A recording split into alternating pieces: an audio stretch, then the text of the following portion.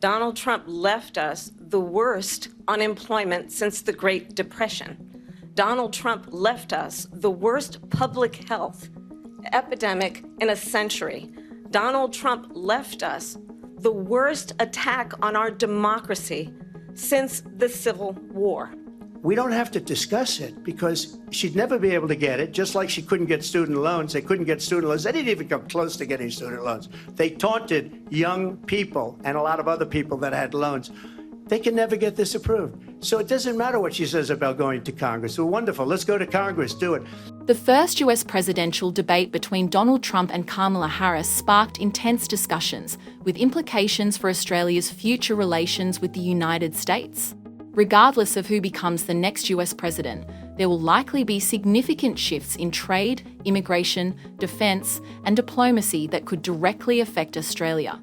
According to Professor Dominic O'Sullivan from Charles Sturt University, Australia could face higher inflation and interest rates if global trade wars escalate due to US tariffs.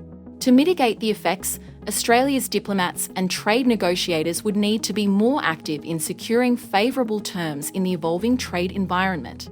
On the other hand, Kamala Harris's economic policies remain largely untested, but they would likely focus on maintaining existing trade frameworks rather than introducing the protectionist measures Trump has proposed. I went to the Wharton School of Finance, and many of those professors, the top professors, think my plan is a brilliant plan. It's a great plan. It's a plan that's going to bring up our worth, our value as a country. It's going to make people want to be able to go and work and create jobs and create a lot of good, solid money for our country.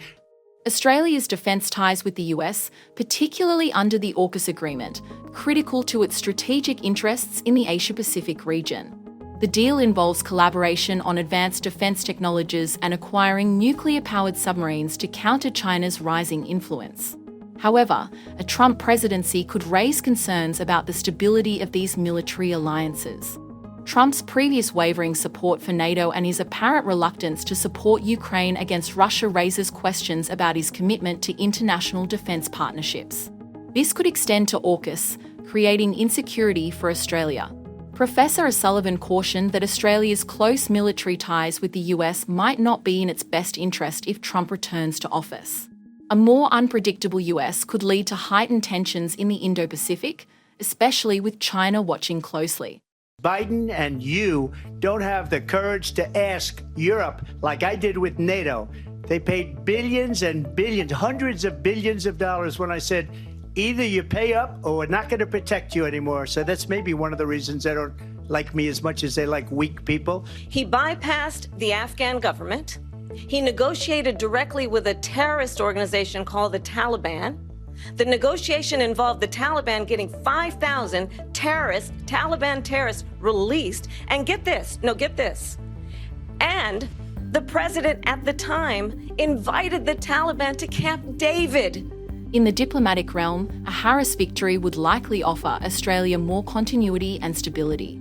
The US-Australia relationship under a Democratic administration would maintain its steady course, focusing on cooperation in areas like trade, climate action, and defence.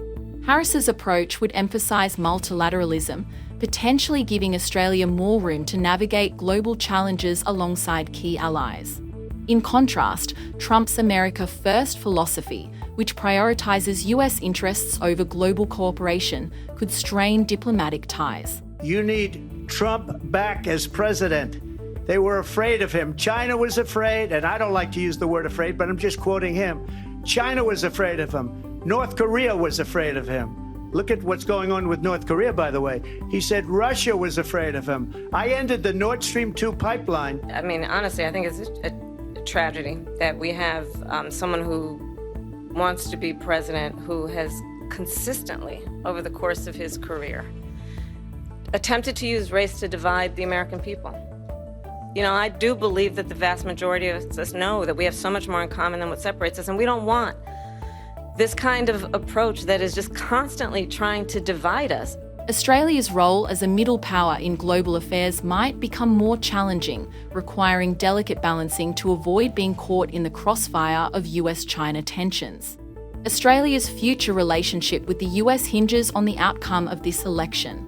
A Harris presidency would likely bring stability and continuity to the bilateral relationship, focusing on diplomacy, trade, and multilateralism. Meanwhile, a Trump presidency could introduce protectionist policies, strain defence alliances, and a more unpredictable approach to global relations.